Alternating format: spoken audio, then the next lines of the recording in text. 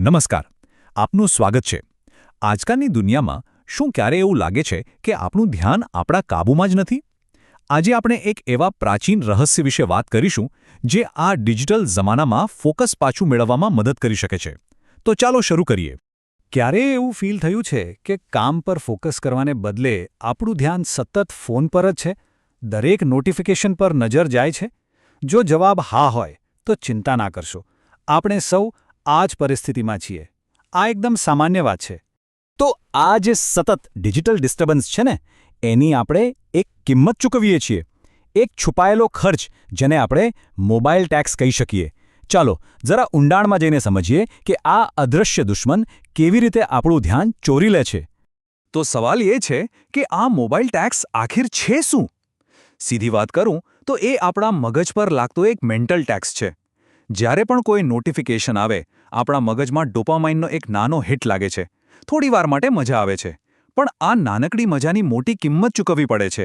આપણી ઊંડાણપૂર્વક કામ કરવાની શક્તિ ઘટી જાય છે. ચાલો હવે જરા એ સમજીએ કે આપણા મગજની અંદર ખરેખર થાય છે શું. દરેક નોટિફિકેશન આપણા પર કેવી રીતે અસર કરે છે અને આપણી કામ કરવાની ક્ષમતા માટે આટલું નુકસાનકારક કેમ છે? જરા વિચારો, ફક્ત એક જ નોટિફિકેશન ચેક કર્યું, બસ એટલું જ. હવે પાછા કામ પર પૂરેપૂરું ધ્યાન લગાવતા કેટલો સમય લાગે છે? જવાબ જાણીને કદાચ નવાઈ લાગશે.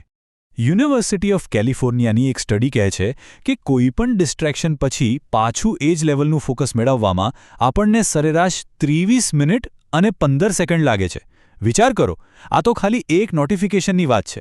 દિવસમાં આવું કેટલી વાર થતું હશે અને કેટલો બધો સમય વેડફાઈ જતો હશે? આ જે થાય છે ને, એને સાયન્સની ભાષામાં અટેન્શન રેસિડ્યુ કહે છે. મતલબ કે જ્યારે આપણે એક કામમાંથી બીજા કામ પર જઈએ ત્યારે આપણું મગજ પૂરેપૂરું સાથે નથી આવતું. એનો થોડોક ભાગ એ હજી પણ પેલા જૂના કામમાં જ અટવાયેલો રહે છે.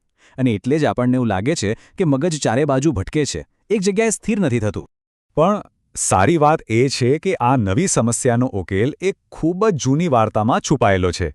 એક એવી વાર્તા જે આપણને શીખવે છે કે સાચું અતૂટ ફોકસ કોને કહેવાય. આ વાર્તા છે મહાભારત કાળની. ગુરુ દ્રોણાચાર્ય પોતાના શિષ્યોની ધનુર્વિદ્યાની પરીક્ષા લઈ રહ્યા હતા. સામે દૂર એક ઝાડ હતું અને એના પર એક લાકડાનું પક્ષી ગોઠવેલું હતું. ટાર્ગેટ હતો એ પક્ષીની આંખ. ગુરુ દ્રોણે એક પછી એક બધા શિષ્યોને બોલાવ્યા અને બધાને એક જ સવાલ પૂછ્યો, તને શું દેખાય છે?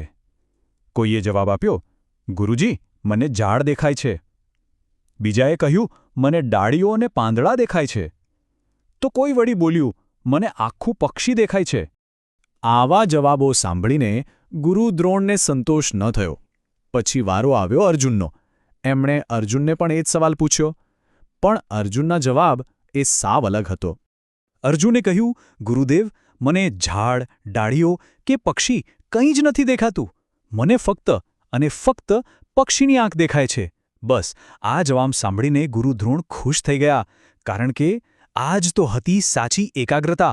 આ જ છે રિયલ ફોકસ. ખૂબ સરસ વાર્તા છે, બરાબર ને? પણ હવે સવાલ એ છે કે અર્જુનની આ વાતને આપણે આપણી ઓફિસમાં, આપણા કામમાં કેવી રીતે લાગુ કરી શકીએ? ચાલો એ જ જોઈએ. જુઓ, અર્જુન જેવું ફોકસ મેળવવા માટે આપણે પણ એક પક્ષીની આંખ જેવી શિસ્ત કેળવવી પડશે. એના માટે 2 સિમ્પલ સ્ટેપ્સ છે. પહેલું, તમારા નોટિફિકેશન્સને કાબૂમાં કરો. જ્યારે કોઈ અગત્યનું કામ કરતા હોઈએ ત્યારે બિનજરૂરી ગ્રુપ ચેટ્સ અને એપ્સને મ્યુટ કરી દેવાની.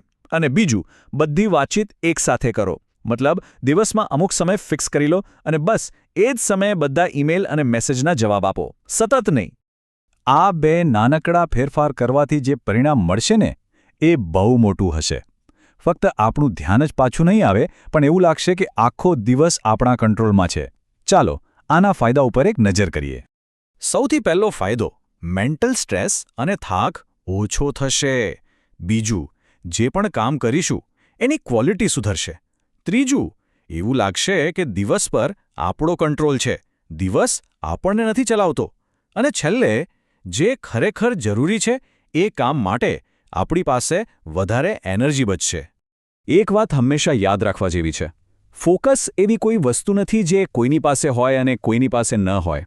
ના, એ એક સ્કિલ છે જેને આપણે પ્રેક્ટિસથી શીખી શકીએ છીએ, ડેવલપ કરી શકીએ છીએ. આપણું ધ્યાન ક્યાં આપવું એ આપણા જ હાથમાં છે. એ આપણી સુપરપાવર છે.